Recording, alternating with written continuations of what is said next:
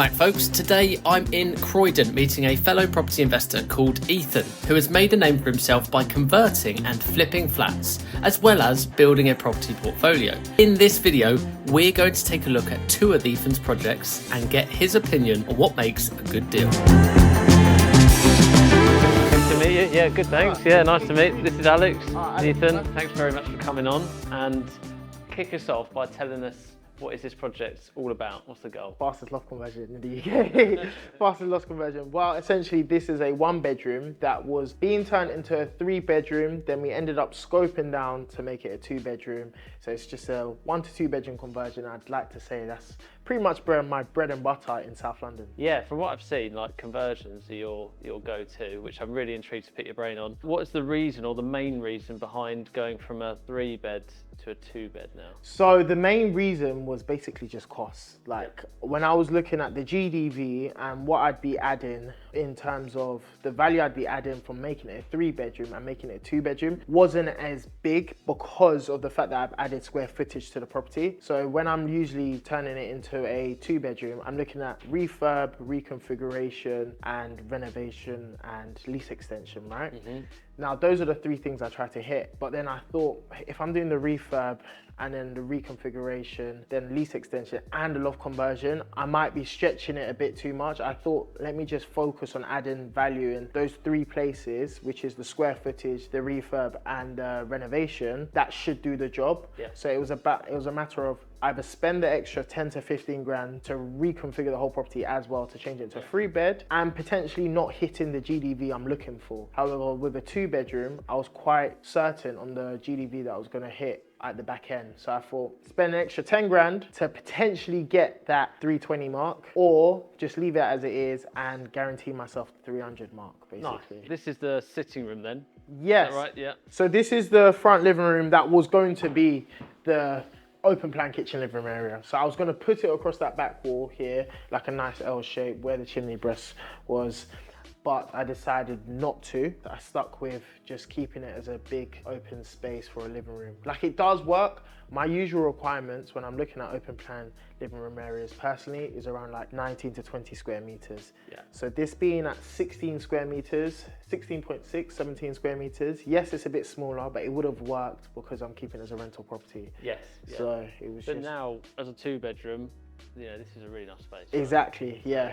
Moving in, so this room here is... This is the original bedroom. So this is the single bedroom. Well, not single, it's a double bedroom, but this is the original bedroom. Again, good space. Good size room. Yeah, it's around 10, 12 meters squared, which is nice. And because of the types of building, benefits from high ceilings. So it always feels a bit bigger than it is. And you're keeping the chimney breast, as you said? Yes, I'm keeping the chimney breasts. Now I'm saving cost, boy. I'm saving cost wherever I can. And like literally, when I first came in here, I was like, taking the chimney breasts out, gonna completely rip off the walls, skim the whole thing. Now, going into the budget, I'm like, I'm keeping as much as I can. Actually, most of it's all right. Yeah, that's the thing. It's not like you've got caked on wallpaper. Exactly. Or anything, so I'm just trying to keep where I can, just tidy that corner up because there was a wardrobes there, but it wasn't too practical because of the window, and tidy it up and just lay new carpet. Yep, good. I'm keen to see the bathroom and kitchen because I've seen these online. And they look nice actually. I think with the kitchen, I experimented a bit, and the bathroom. So this is the bathroom. It's quite nice for a rental property, to be honest. Yeah. When you look at it, I've gone for a feature wall here, and then I've got for the towels on the floor. So tiles are nice. Yeah. I like what you've done with the gold features as well. Literally. Nice. This is all.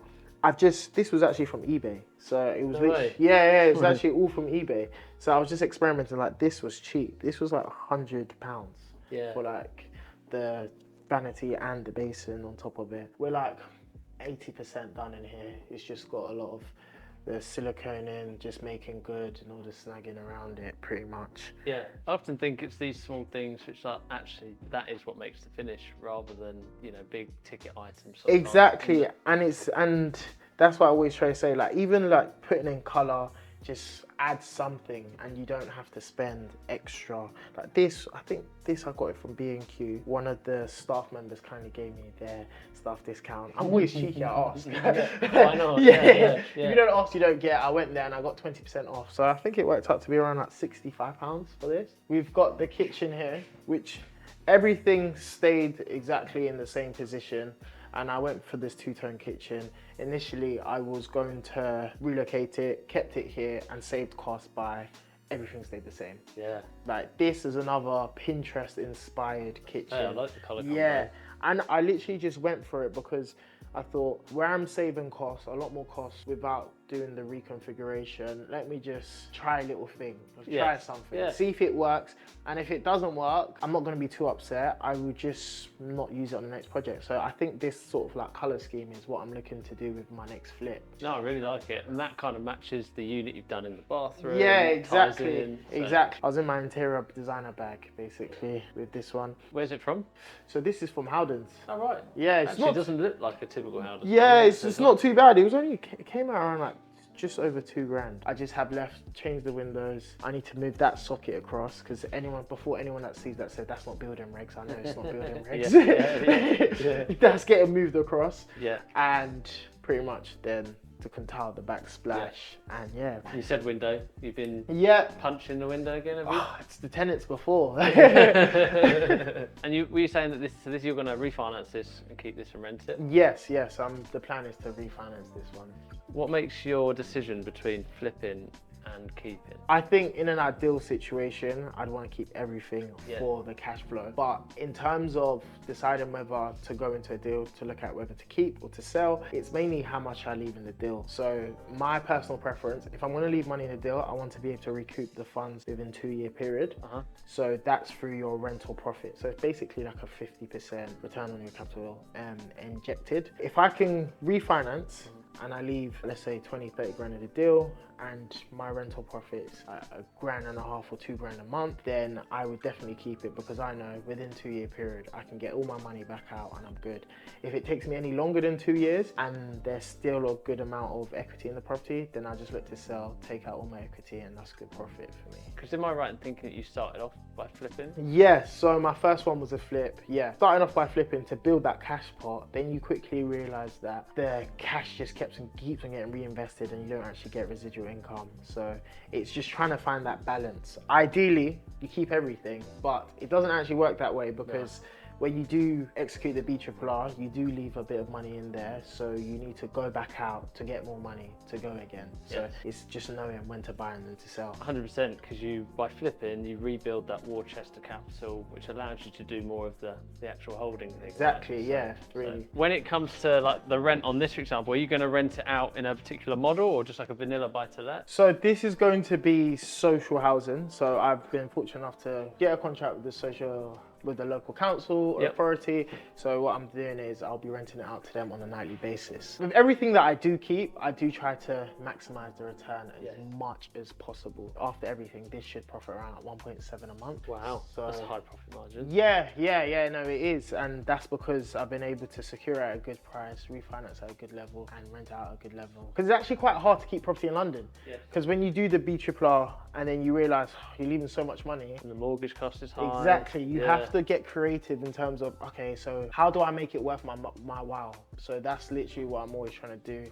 Even with my last HMO, gave it out to a social housing provider again, which then that profits £2 grand a month. So it's just trying to work out how to do that, because if you don't do that, you can be sitting on it for ages before you even see any profit in London because of how high the price values are. And is that like an FRI lease where they return it to standard afterwards? No, so this is temporary accommodation, so it's different. There's loads of different types of contracts that you can get with them. So I went for the temporary accommodation, and why I decided to do that was mainly because there aren't no ASTs, so it's easier to basically, in a weird way, it's easier to get them out if you needed to get them out, basically. You want to take control over it. So if you want to take control, that's why there is such a premium, because you still manage the property. However, the people that they are housing in these properties are usually just young families, people that have maybe been evicted, or someone that needs housing. I've got one that I've got already, that I have a young mum in there with her 2 sons, and they're like perfect tenants. Like they're such nice people, and I think that is one thing I've tried to reflect in doing this, is that if you are giving it to social housing, these people are still people, and and it doesn't mean that you have to do like a really crappy standard, just give it to social housing. Absolutely. Because these people are people, and they will take care of your property if they see it as a nice property. Same way, if they go into somewhere that doesn't look that nice, they might not take care of it as much. But I do trust, I'm always given the benefit of the doubt that no matter what the situation is, if they come, they see all these nice fixtures, they will look to take care of it. And if I'm as genuine as I can be to them, they will know, yeah, I want to look after Ethan's property. He's been good to us, basically. Yeah, they're probably very grateful if they've come from a situation like that. Literally so grateful, because the last family, they were in like a hotel for like 6 weeks, cramped in one room. Now I'm giving them a 2-bed flat. She's over the moon. Yeah. She's now decorated it, and she's been in there for like 3 months now, and she's super happy. Yeah, I like that. It's quite rewarding. Yeah, it is quite fulfilling, and you know, when you read all the landlord comments, you don't feel too bad. This obviously was never here. Yeah, this was never here, and this got up here in literally 32 days. It's crazy. Basically. How did you manage that, or how did they manage that? They don't sleep. They just don't sleep. Their work ethic is amazing, and I can only be so grateful to them. I remember speaking to Eugene, that's the guy that took care of this project, and he said, yeah, put in the contract 4 weeks. And I said, I'm putting in the contract. Whatever time frame you do tell me, if you don't do it in that time frame, there will be penalties. He was like, all right, then just put 6 weeks, but I know I can do it in 4. That's what he said. And then, yeah, he done it. Yeah. So I can't complain. It's been quite good. He's been quite easy to work with. We've had a couple, I'd say the one hiccup we had was with the steel post. So he went to use a timber post to support the beam. Just had to change that out to be a steel post. Yeah, it was all good. Nice. So you mentioned penalties there. Do you do that with all your builders? No, I did that with him because that was the first time I was working with him. Moving forward, I think I will be doing that. My build team that I've been using so far have been quite good to me, so I haven't had to do that. Yep. But I think I was very much quite keen on making sure this was done efficiently, just because of the way I'd structured the deal, because I did this on a delayed completion. So I very much said it had to be completed within this time frame. Why did you structure the delayed completion? That's basically just to save as much cost on your bridging. If I've done this on a delayed completion, that means the day I complete, it means that it could be potentially, I can rent it out straight away. So then once I've rented out straight away, I'm offsetting all my bridging costs. So my only cost I do have is my arrangement fee and my legal fees. So that's how I offset all my bridging costs. Love it. Yeah, I've heard of like the delayed completion model used. I haven't actually done it a huge amount myself. Yeah. But I'm guessing, so you've exchanged earlier on, you've then got key undertaking from the owner. Yeah.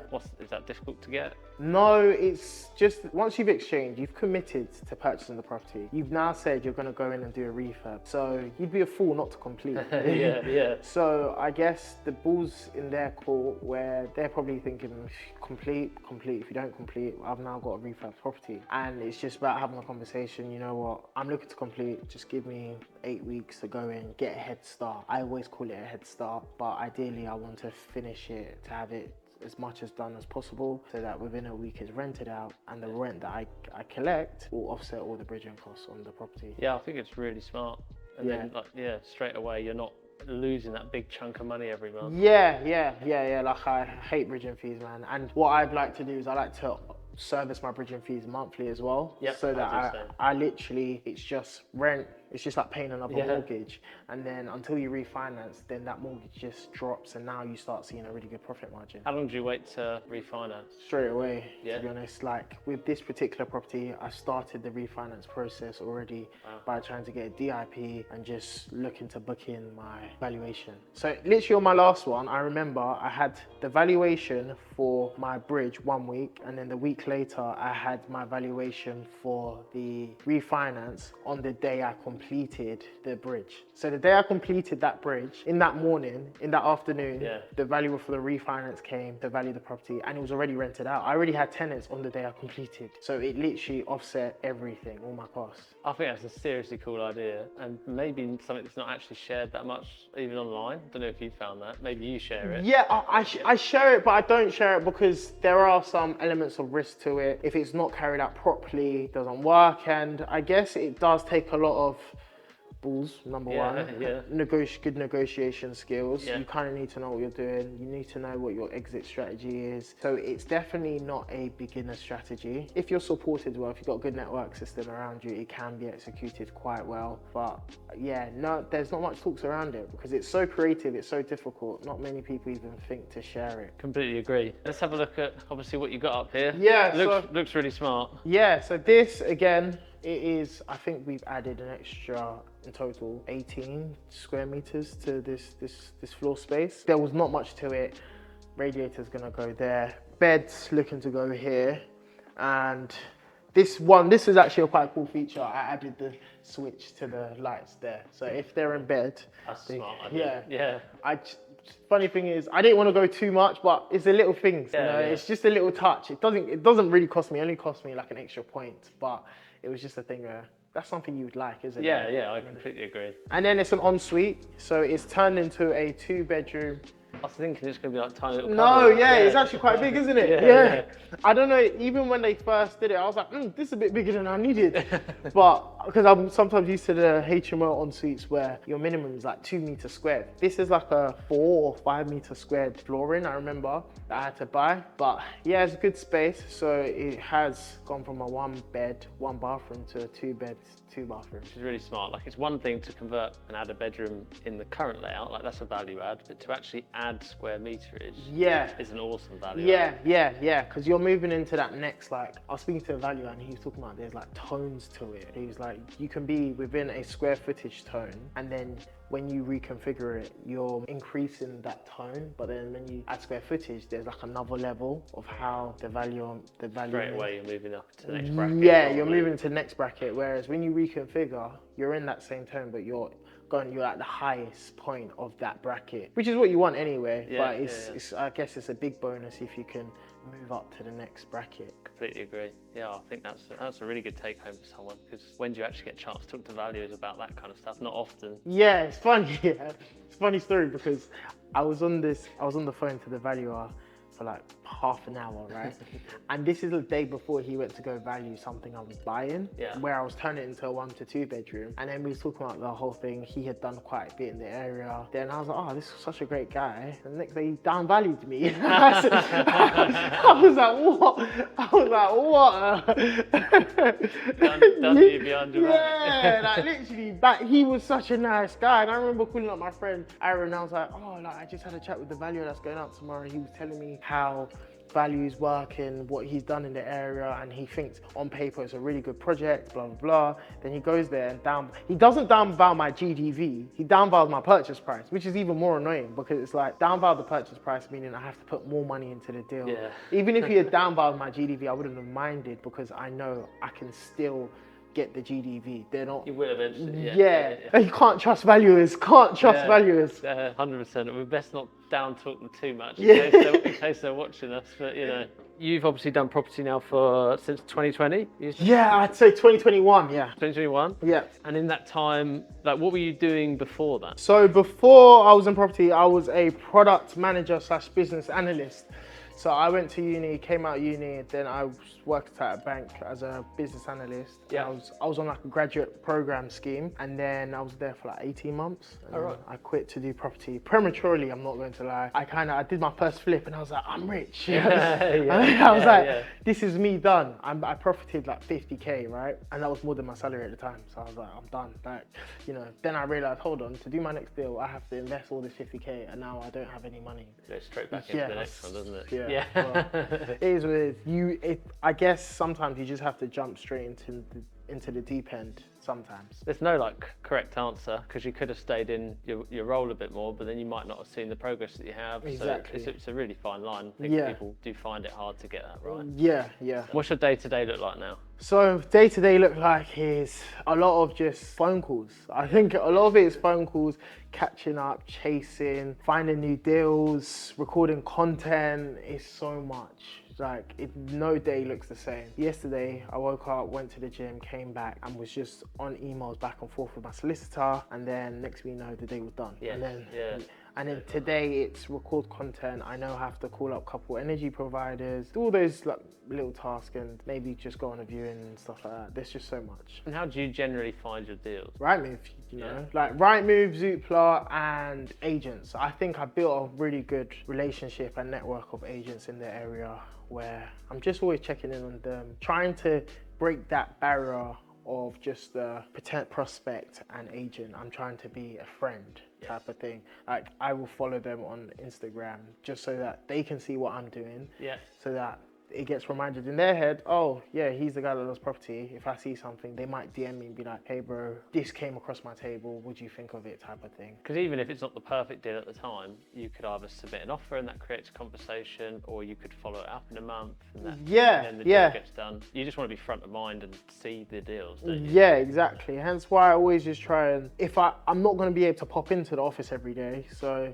if I speak to them, I ask them, oh, how long have you been at the company for? What you get up to? So what you do outside of this? Have you got any other interest? Then as I'm leaving, oh, do you have socials? Let's follow each other on socials type of thing. And they can see what you're about. Exactly. Yeah, I like it. Good strategy.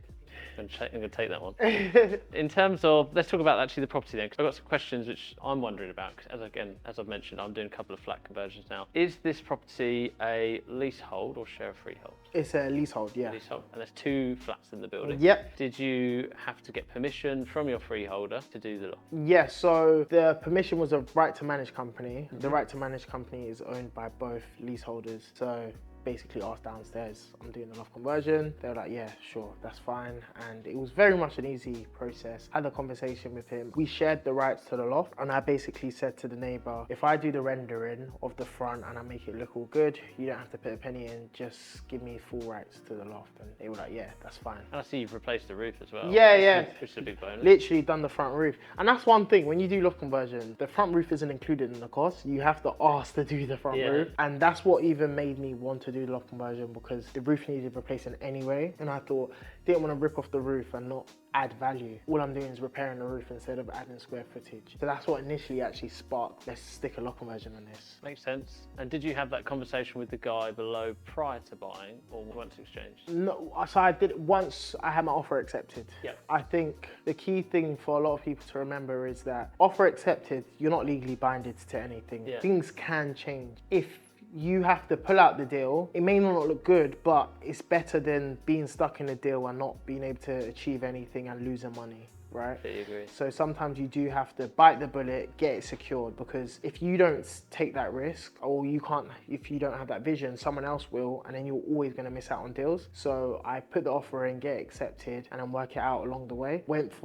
Find out who the freeholder is, have those conversations, and you don't do this directly with the agent because it's not in their best interest, because they know someone else that will just buy it cash and not do anything. You do your due diligence during conveyancing. If it works, great. If you get to a point where there's a big blocker and you've spoken to the freeholder and they're like, there's no chance, or the freeholder sometimes says, we're not going to speak to you until XYZ, until you actually own the property sometimes, you have to just look at the risk to reward ratio between it and decide whether you want to do it. And if you can't do it and everyone's telling you, no, you can't do it, or the leasehold or the lease extension is going to cost you £80,000 and that completely crushes your deal, you just have to say to the agent, really sorry, like I tried to do this is where I'm at, I can't complete anymore. Either renegotiate or pull out. Yeah, literally. Yeah. It's really interesting you say all of that, because one thing I say a lot when I'm talking to investors that are nervous is that you're never going to have 100% of the information prior to getting that offer accepted. No. If you did, I mean, there's going to be 100 other buyers it'd be easy, out there. it'd literally be easy for everyone, especially like even with refurb costs. yes, it's great to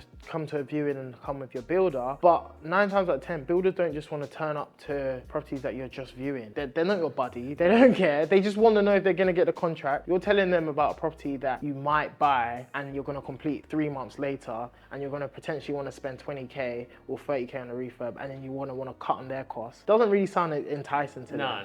You just need to have the numbers in your head and just try and make it work. Yeah. And as time goes on, if you find out more information and it just doesn't work, it doesn't work. And you walk away. Yeah, you just walk away. No, I think that's a really good and valuable point to share. Last thing on this one, wanted to understand the lease, because you said obviously you've got some certain levers that you like to pull to add value. Yeah. You know, one of those being short lease. Yeah. What does this one have? Yeah, this has 59 years on the lease. That's quite a short one. Yeah, 59 years. I've got one that I'm buying at the moment. It's got like 53 or something. Well, So, yeah.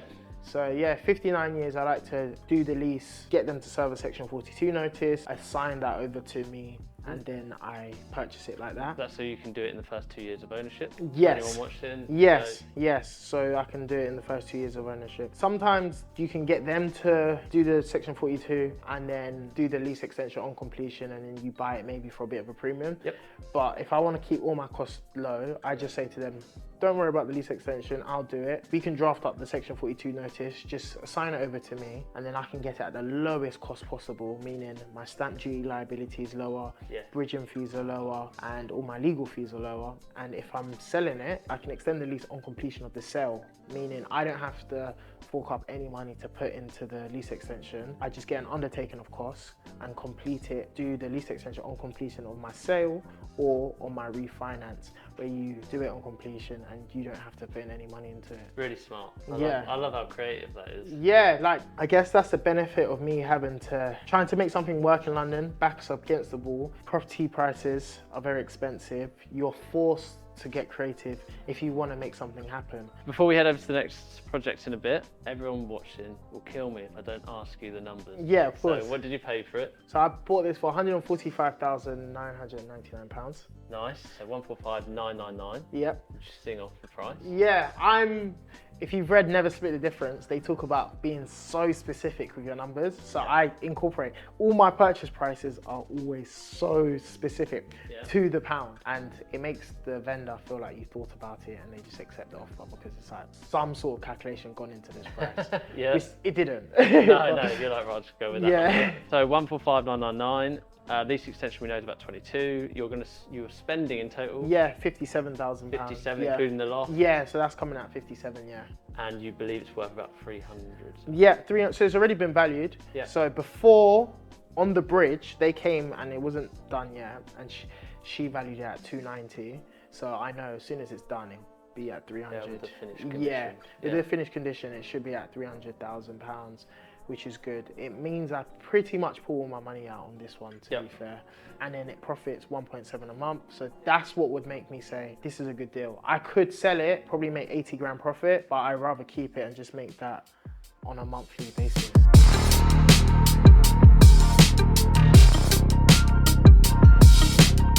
I purchased 3 flats in this, and then I purchased it with the freehold. Yeah. And I saw the scope to go into the loft, and I put in planning permission to do the extra flat on top, and I got the planning permission for it. So that's what we're doing here. We're converting the loft into another 1-bed flat. Brilliant. Yeah. Okay. So the other flats, they're rented? Yes, so the other flats are rented. So you bought it, the building's cash flowing. Yes. And then you're able to do the works on top. Yeah, able to do the works on top, basically. And it's a bit of disruption for the person on the top, presumably? Of course it's going to be a disruption. But with the team I have, they should be able to do it quick enough where it's not too much of a disruption. But I am getting another build team in to just have a look at it as well. Yep. And I've got a meeting with them later today, actually, around like 12:30 or something. Nice. Yeah. So when you're buying it, like you buying it with the sole purpose of being able to do that? Yes. So do you want to pop round the back? Yeah, definitely. Yeah. So this property, when I bought it, I saw it to the scope. The scope was to literally reflect next door. So next door, you can see they've gone into the loft. Yeah. So when I bought it and I knew it was coming with a freehold, I knew instantly that there's precedence to go into the loft. So I'm going to buy it and try going to the loft to create the extra flat, because that's where a lot of the money will be made. That makes sense. They've also done a 2-story extension. Yeah, I've got planning to do that as well. Oh, so, are you going to do it?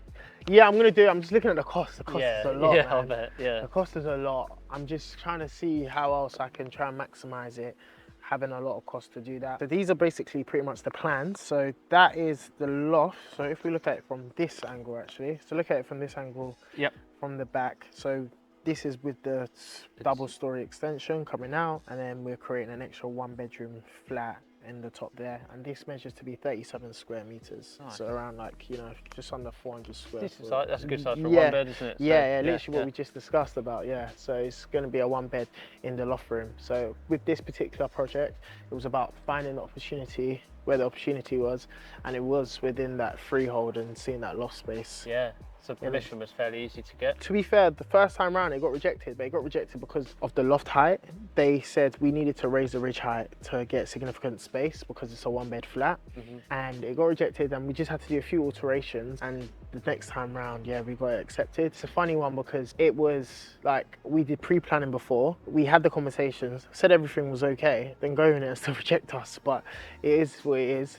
It's just needing to now know the timeframes you put on things, because the council could say one thing and then next minute, you know, turn on you, basically. Yeah. So now we've learned from that, and we're just trying to get this loft started. We're looking to do that in the next week or so, and we've got our quotes for our deals and the build costs and things like that. So yeah, just working on trying to get that completed. Brilliant. So is this going to be another one, like, keeping the portfolio? No, I'm not. No? So this one is actually going to be one I'm looking to sell, and mainly because, again, with the cash flow, it just makes more sense to sell it, to be honest, and to just take out the profits. To be fair, I never actually had any intentions of keeping it. It was always, it would profit quite well, because good thing about like areas like this, the pounds per square foot or pounds per square meter is so much higher than the build costs. Yeah. So it's nearly double. Now you're in a situation where that loft could cost me around 75,000 we budgeted for, but a 1-bedroom flat in this area sells for around 200,000 pounds. Yeah, yeah. So you can see where the significant, In the value. yeah. Yeah, big time. So it's really impressive you got that signed off. Yeah. Now it's just a lot of headache, and even before you can get started, there's a lot of things you need to get signed off, because you have to apply for a new address, go to the building control. But building control, it's not just the standard come in, tick things off. They're doing sound testing, air testing, all these different types of tests, because it's a additional unit in itself and not just extra space for it. Yeah, of course. No, it makes sense. So, question that's coming straight into mind as you're talking through this is like the finance side of it. Yeah. Did you finance this yourself from previous projects? How have you done that? So for this raising finance, again, that's where I've been able to get creative, being on social media, and like, fortunate enough, I was able to get good investors with this, and I was able to refinance. So I bought it all in a bridge, refinance some of them. So some of them on short-term products, some of them on a long-term product, and that's just allowed me to sort of free up capital to do all of it. Amazing. And that's something I think, from having followed you for a while, it's been pivotal to your journey. It's like the raising finance element of it. And I think when someone's like new, they're like, they haven't done a project, or maybe they're one project in, they don't always see the value of raising finance. And then for a lot of people, that switch comes when they've done like 2 or 3 and they're like, I need more money. Yeah, no, definitely. And raising finance is just so key. Like, you just need to think with an abundance mindset that if you don't have it, there's someone else that will have it, and there's so much money out there. People think, who's gonna lend me 50K? Someone with £200,000 will lend you 50K. If that £200,000 is just chilling in their account doing nothing, and they want to get a good return from it, basically. Yeah, makes sense. And your first ever investor, was that friend, family, colleague? So first ever investor was a JV partner. Right. So that's why I always try and recommend to people, either group economics, team up with your friend, go 50-50, or if you can, educate yourself to the point where you are that person of value, and you can approach someone like an investor and tell them, hey, I found this deal, this is how it's stacked. I'm not asking to borrow money, I'm asking you to do this with me, where we both split the equity 50-50 and split the profits. Nice. I think that's a really good suggestion, actually, because it's a lot easier for someone to consider lending money Exactly. if they're getting a bigger cut of the deal, aren't they? Exactly. And as you get So more experience, you can ask for more in different ways. and that was my proof of concept. Yeah. So essentially went in there as a JV partner and documented the hell out of that project, and that's what gave other investors the confidence to say, you know what, you've done this before. Yes, it might have been for a lower amount, but it's just the same thing, just another zero, basically. Yeah. You just replicate that and they trust you, build the trust that way. And you have to think like that, don't you? You have to think like it's just numbers. If Yeah. I structure the deal right and I'm confident in my ability, I can do it. Exactly. And is that why you create or like have a social media account and you created a personal brand? Yeah, definitely it was one of the main reasons. Again, being inspired by so many people on social media like yourself, it's like you also want to inspire someone else to do it. But then once you start, you're like, wow, I can't. People start reaching out to you, you build a community, you build traction, and then it's pretty much a no-brainer to not be doing this, basically. You have to be on it, basically. Yeah, I completely agree. Like, especially in the times we're in, like you have to have a personal brand, and if you do have one, you can go a lot further. Yeah, and again, it's just being able to play with the cards that we've been dealt with. A lot of people that were in property 10 years ago, they didn't have or 20 years ago, sorry, they didn't have the social media there, but they was able to get like 90% LTV, use their credit cards for deposits and things like that, which made it easier for them at the time. Now we've got social media, this does make it easier for us. Yes, it's a bit different, but we just need to play with the cards that we've been dealt with. Yeah, I completely agree. That's a really good way of looking at it, actually, because everyone has a different advantage at a different time. Yeah. Don't they? So you just have to lean into it. And this is our time, and you know, it's our time to shine. So Yeah. make them videos. Yeah, 100%. I'm gonna change it a little bit with a curveball question. Yeah. Obviously, you've done not necessarily with this project, but all of the projects you've done. Yeah. What's your biggest mistake, or like what are some mistakes that someone could learn from? My biggest mistake was probably the assumption that planning takes a lot quicker than it is. I think that's been my biggest mistake, is the assumption that I went through pre-planning and I thought, yeah, I'm going to get planning straight away, but it just doesn't happen. I think it's my time scales is what's messed me up on certain projects. However, it's nothing that I didn't have any mitigation for. Yes. But it's just never underestimate how long things can take. Yeah. So obviously we can't go inside today. Yeah. Because people are living in the properties Yeah. and disturbing them, what have you. But let's talk about the numbers, because Yeah. it's quite an impressive big building. Yeah. With obviously multiple units in. What was the purchase price on this? Purchase price was 525, then plus the freehold came in at around 70 grand for the freehold as well. Okay. So I think all in I was around 630. Okay, with all 630. costs. Yeah, with Yeah. all costs around 630. And then works will cost me another 180, 180 for the works. And then I'm looking at a GDV for around like $1 million, around then. Yeah. So It's the not too 180 of works, does that include the 2-story extension? Yeah. So I'm looking to spend 100 grand on that. Yeah. And then 80 grand upstairs. That should give me to 180. So then all in, I'm around like 800. Yeah, around 800. And then hopefully get that $1 million mark at the end. Hopefully, that's the plan. And are you going to go in and do any works to the other flats? Oh, I've already done works to them. Oh, you have? Oh, Yeah, I've already done works to them. Cool. Yeah. Okay. So what have you gone in and done? I went in and just did a standard refurb on all of them. With people living in there? No, so that was before everything. So Right. I actually did it on the delayed completion. I did all the works, rented it out, and then used that rent to service the bridge the whole time. Fantastic. I love Yeah. these different creative strategies. It's great. So let's talk about then the overall project from like start to finish. Yeah. Let's say then you list it, you put it up for $1 million, and obviously you make a nice profit there. Yeah. What do you expect the sort of timeline of owning it, refurb, and kind of selling So it? this, from now, probably like another 6 months, I reckon, another 6 months, that it should take me to just really complete, and I'm done. Yeah. Basically clean up all my hands and move on to the next one. Nice. And for you, what is the next thing?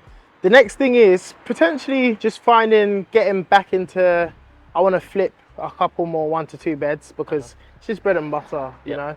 It works so much with the increase in functionality, optimization of space, and you enter a new bracket in terms of demand. It's just such good value for money in terms of the rewards. So looking to do another one of that. I guess there's more of them, and then there's more people looking for them, as you say, and also it's probably less money to have to raise to do the project. Exactly, a lot more, a lot less. So looking to do that, partner up with joint venture partners, and just scale like that, basically. Great. Well, listen, like, I appreciate your time this morning, like lending your time to everyone and giving out all this value that we've extracted from you. Where can people like follow you? Where's the best place? You've got the channel, haven't you? Yeah, so best place is Ethan Hammond, and that is on YouTube, and then Instagram again is Ethan X Hammond. Just Ethan Hammond everywhere. I should pop up, hopefully. Legend. Well, listen, we'll link them in the description. Appreciate you coming on once again, mate. No, thank you for your so time, much. and it's nice to meet in person. No, it's really good to see you, and it's been a pleasure. No, Thank you guys.